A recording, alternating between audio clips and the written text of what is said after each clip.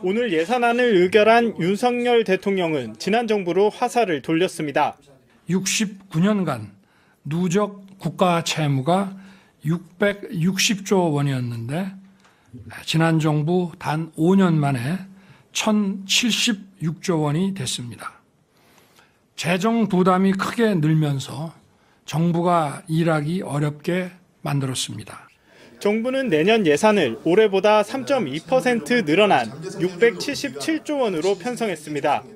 윤석열 정부 3년 동안 총 지출 증가율은 연평균 3.9%로 과거 정부들에 비해 낮은 수준입니다.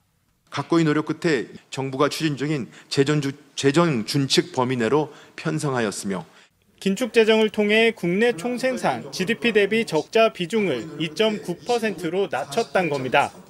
다만 내수 부진으로 경기 전망이 불투명한 상황에서 재정이 제 역할을 못할 수 있다는 걱정도 있습니다. 보건복지, 고용, 이 예산 분야 증가율이 최근 10년 동안의 최저 수준이라고 볼 수 있습니다. 정부가 스스로 만든 재정준칙 기준에 사로잡혀서 내수부양 예산으로 꼽히는 사회 간접자본 SOC 분야는 올해보다 3.6% 줄며 유일하게 감소했습니다. 역대 최대 수준으로 공급하기로 한 공공주택의 경우 신축을 매입하는 LH에 줄 돈을 내년 한 번이 아니라 3년간 나눠 내기로 하면서 3조 원을 아꼈습니다. 정부의 감세 기조로 세수는 줄어드는 가운데 적자는 이어질 전망이라 재정을 활용할 여력은 더 줄어들 전망입니다. JTBC 이상화입니다.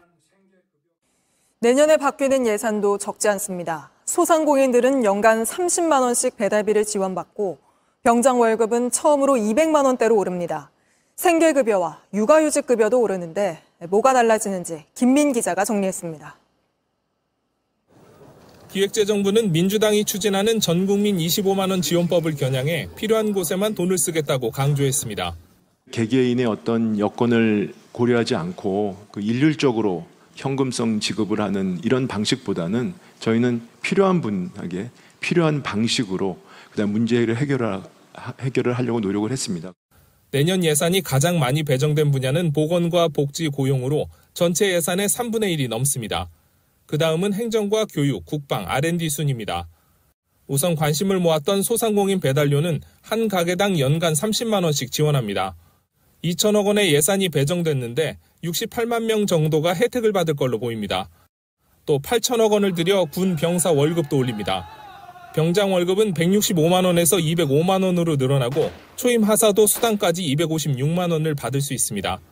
기재부 관계자는 세금을 떼더라도 병사와 간부 급여가 역전되지 않는다고 설명했습니다.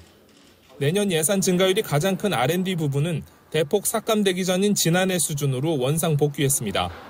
통상적인 국가의 R&D 예산 증가 규모에 비하면 그렇게 크지 않고요. 연구 생태계가 심각하게 훼손되고 있는데 여기에 대한 아무런 고민이 지금 없다는 게 가장 심각한 문제가 되겠습니다. 최저생활 보장을 위한 생계급여는 4인 가구 기준 연간 141만 원 올렸고 노인 일자리는 역대 최대 수준인 110만 개로 늘렸습니다. 현재 월 150만 원이던 육아휴직급여는 최대 250만 원으로 올리고 업무를 분담하는 육아휴직 동료에게도 새롭게 월 20만 원을 지급합니다. JTBC 김민희입니다.